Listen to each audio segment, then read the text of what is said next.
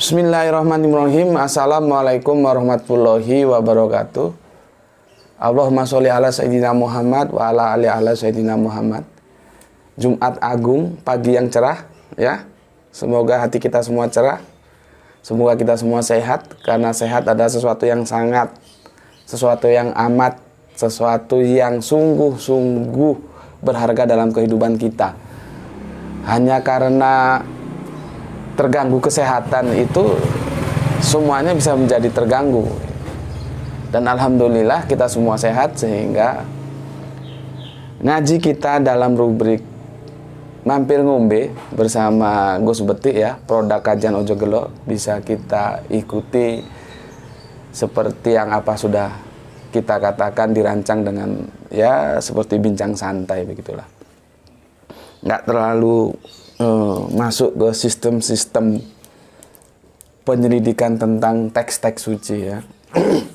Oke, kajian kita kali ini ya, itu tajuknya adalah kajian Quran surat Maryam 1971 ya. Aku ulangi, Quran surat Maryam, yaitu surat 19 ya, ayat atau nomor yang ke-71. Tetapi sebelum kita mengkaji ayat tersebut, aku akan memberikan sebuah introduction dulu ya. Kemarin itu ada teman Kristen ya, ada teman Kristen kita, kalau kalian bisa lihat itu di komen ya, di komen unggahan tentang fitnah itu ya. Dan beliau sudah secara gentleman minta maaf. Maka aku sebagai orang Islam itu sudah seharusnya memberikan maaf gitu ya. Jadi kalau ada orang minta maaf ya sudah, kita maafkan. Jadi nggak perlu diperpanjang gitu. Cuman aku berpesan untuk lain kali ya sudahlah, nggak perlu menyerang secara pribadi ya, nggak perlu menyerang personal, itu nggak perlu. Ajukan saja argumentasinya. Kalau benar ya tentunya semua akan mengikuti, bukan hanya aku saja. Follower di situ kan banyak. Tapi kalau salah ya tentunya tidak akan diikuti. Gitu aja. Ada yang setuju, terima, nggak setuju sampaikan keberatannya di mana gitu, tanpa harus melakukan serangan-serangan yang itu mengarah kepada personal ya. Karena dalam teologis juga begitu, dalam agama itu tidak mungkin kita ketemu, tidak mungkin, karena tidak mungkin semua agama sama, itu tidak mungkin. Itu hanya omongan orang mabuk aja kalau mengatakan semua agama sama. Walaupun titlenya doktor sekalipun, profesor lah, kalau sudah ngomong bahwa semua agama sama, itu sebuah kebodohan yang teramat bodoh, karena tidak mungkin. Lah kalau semua agama sama, ngapain kita memilih agama gitu loh ya. Cuman kan ada dua, kalau dalam perspektif Islam itu ada 3 persaudaraan. Di persaudaraan iman tuh kita nggak mungkin ketemu, aku Islam, kau Kristen. Tapi ada 2 ruang yang disediakan untuk kita ketemu, yaitu apa? Kita saudara dalam satu kebangsaan, kita saudara dalam kemanusiaan. Di sana kita bisa ketemu, kita bisa senda gurau, kita bisa ngopi bareng gitu ya. Oke Mas, terima kasih, aku terima maafnya dan semoga tidak berulang lagi ya. Aku ucapkan terima kasih, matur nembah nuwun, dan aku maafkan. Oke, berikutnya beberapa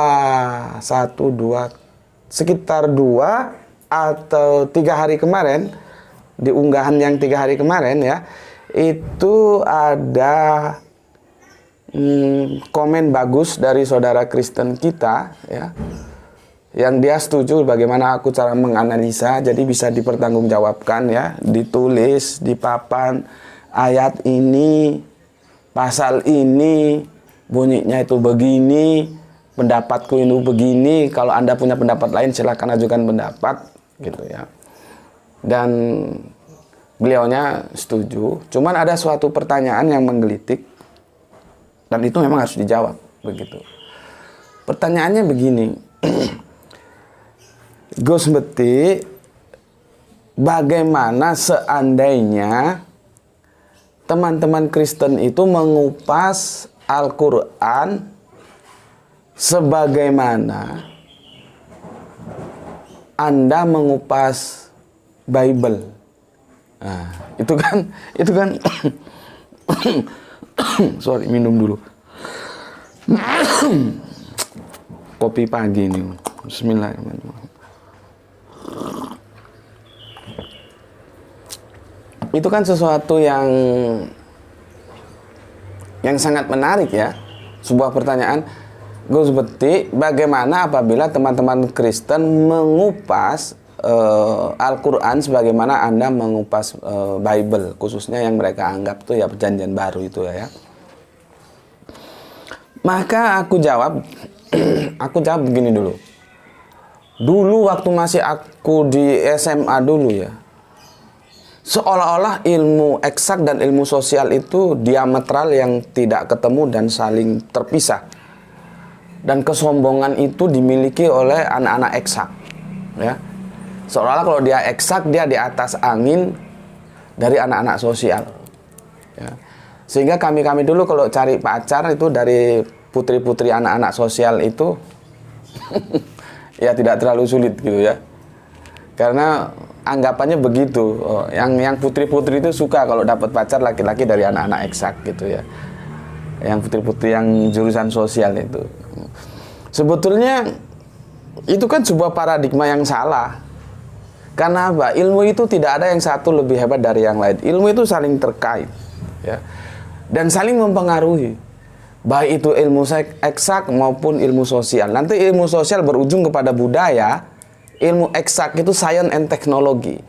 Nah, science dan teknologi itu akan merubah culture, budaya, antropologis kita itu bisa berubah sesuai dengan temuan-temuan yang dihasilkan oleh para saintis ya. Orang yang berkecimpung di dalam teknologi gitu. Nah, sekarang ini kita dimajukan oleh penemuan teknologi ya, yang lebih simpel disebut IT itu ya, adanya handphone. Dari mulai dulu handphone tulalit sampai sekarang Android yang super canggih lah ya, yang apa-apa bisa dilakukan dengan satu genggaman begitu. Dan itu merubah kebudayaan kita, berubah kehidupan sosial kita, mengubah tatanan-tatanan yang dulu tidak ada sekarang menjadi ada gitu. Dan kita tahu ya, di media sosial itu sekarang kan didukung dengan keterbukaan yang serba terbuka ini, yang bisa juga aku bilang sebuah kebebasan yang sepertinya memang bebas ini. Sekarang tinggal kita bagaimana mempertanggungjawabkan kebebasan itu secara arif, kan begitu.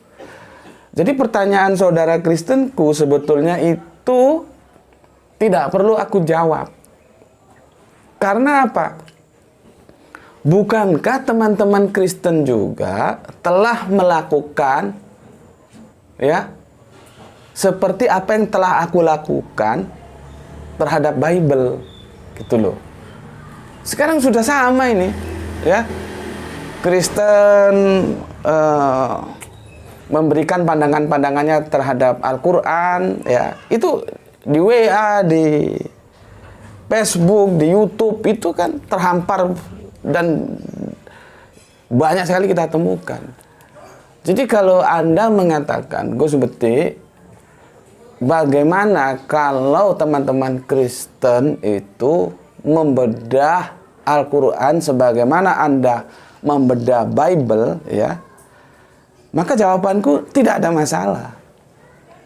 Silakan saja. Yang penting seperti yang aku wanti-wanti, harus dalam kerangka berpikir akademis gitu loh. Tidak masalah.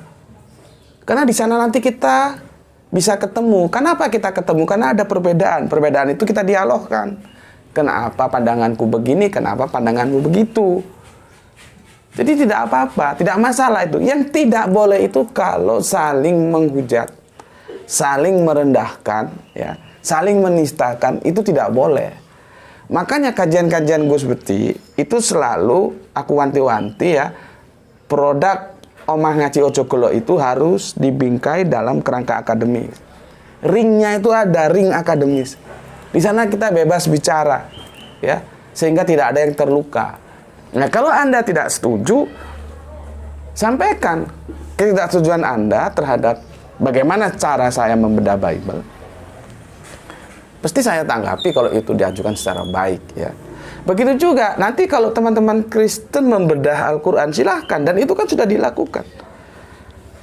Dan kalau aku memang merasa tidak setuju dan aku perlu akan memberikan sebuah tanggapan, ya aku berikan tanggapan, gitu. Jadi gitu Mas ya.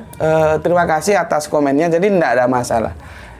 Intinya silahkan saja ya, masing-masing kita belajar selama itu dalam kerangka akademik.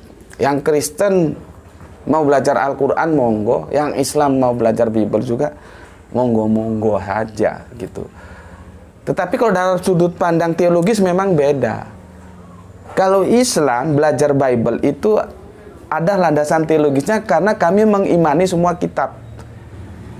Dari mulai Suhuf Ibrahim, ya, Torah Musa, Injil Kanjeng Nabi Isa, ya.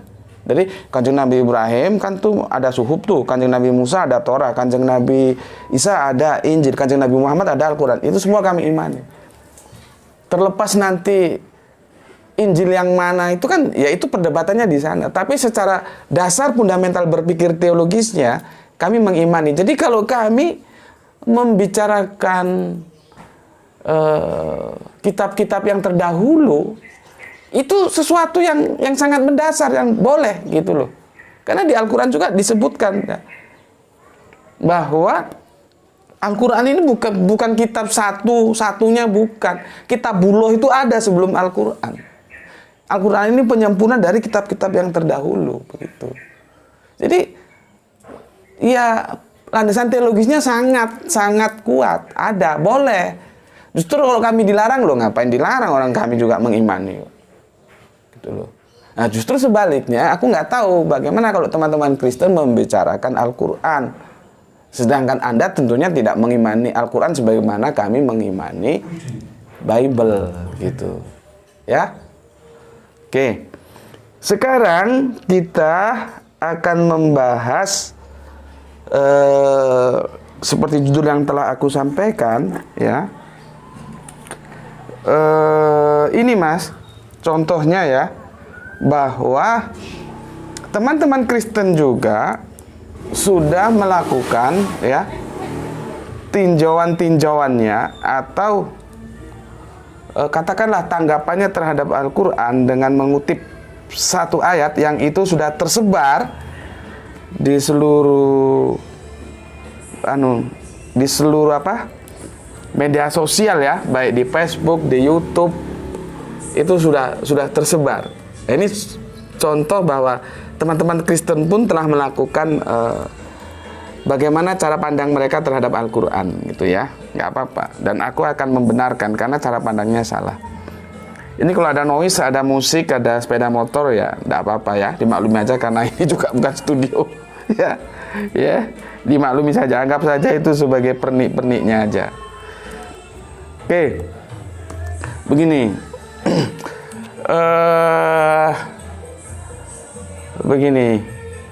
di Al-Quran surat Maryam ya, surat 1971 itu sering dikutip oleh teman-teman Kristen ketika kita berdiskusi tentang keselamatan.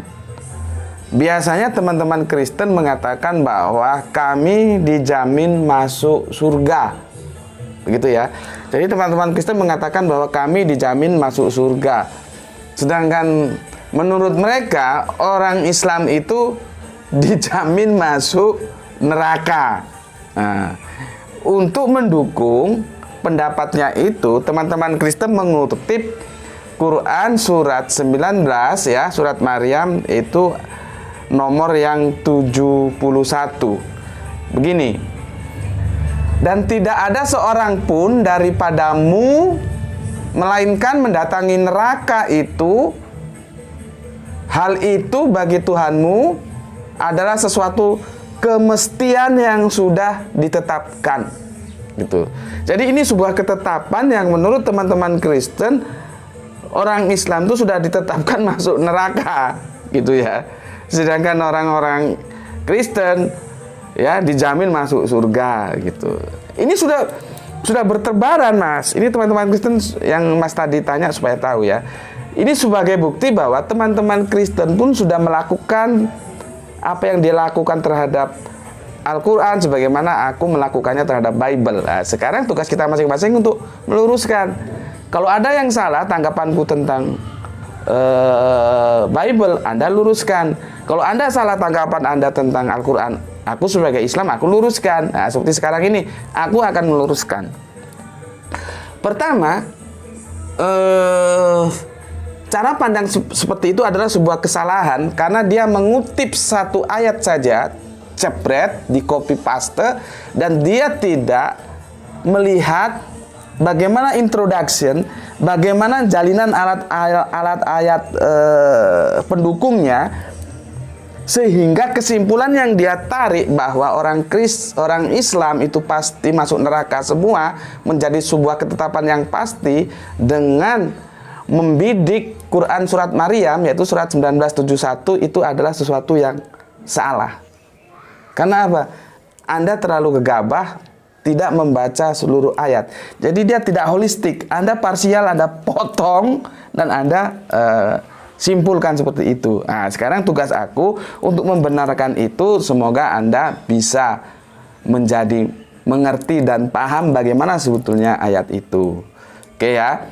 Salah satu syaratnya adalah kita harus baca seluruh ayat itu holistik, jangan parsial. Oke, ini aku mau tunjukkan.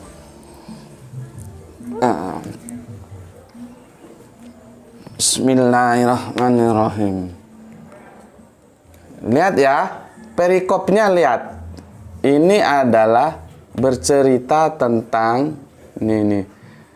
Azab bagi orang-orang yang menentang para nabi dan pahala bagi orang-orang yang mentaatinya. Jadi perikop ini menjelaskan dua kelompok ya, yang menentang dan yang menaati ya. Ini dulu dipahami. Ini sudah dibantu ini sama Depak, sudah dibikinkan perikop ini membantu Anda untuk memahami apa sebetulnya yang mau diceritakan oleh ayat-ayat berikutnya. Ya. Oke. Ayat yang 66. Nah, ini namanya waw atop ini ya. Kalau kita masuk ke sini ke Arabiunnya ya. Nih. Bismillahirrahmanirrahim. Dan berkata manusia. Nah, ini sudah aku bantu ya. Manusia. Betulkah apabila aku telah mati bahwa aku sungguh-sungguh akan dibangkitkan menjadi hidup kembali? Ya, dia bertanya. Dan tidakkah manusia itu memikirkan bahwa sesungguhnya kami Allah telah menciptakan dahulu, sedang ia tidak ada sama sekali. Nah, jadi ini sajiannya seperti tanya jawab gitu ya. Jadi dialektika ya. Berikutnya 68. Demi Tuhanmu sesungguhnya akan kami, Tuhan di sini tentunya dia merujuk kepada kami ini ya. Kami bangkitkan mereka. Siapa mereka itu? Ya kembali ke sini ya, bersama Saitan. Kemudian akan kami datangkan mereka ke sekeliling jahanam dengan berlutut. Oke, aku membenarkan posisiku dulu, agak capek ini. Oke, 68 ya, 69 ya. Kemudian pasti akan kami tarik dari tiap-tiap golongan, siapa di antara mereka, kemana mereka ini, kembali ke sini. Ini nanti kembali ke sini ya. Mereka yang sangat durhaka kepada Tuhan yang maha pemurah. Oke, lanjut ke 70. Dan kemudian kami sungguh lebih mengetahui orang-orang yang seharusnya dimasukkan ke dalam neraka. Ya, 71. Nah, ini yang dikutip. Dan tidak ada seorang pun daripadamu, perhatikan yang kotak merahmu ya, melainkan mendatangi neraka itu. Hal itu bagi Tuhanmu adalah suatu kemestian yang sudah ditetapkan. Ya, ini namanya takdir. Nanti aku akan jelaskan ya, takdir ya. Kemudian kami akan menyelamatkan orang-orang yang bertakwa dan membiarkan orang-orang yang zalim di dalam neraka dalam keadaan berlutut. Ya, oke, di sini aja sudah cukup. Ya, penjelasannya sampai 71 ini, 72 sudah holistik. Lihat, ada dua kelompok.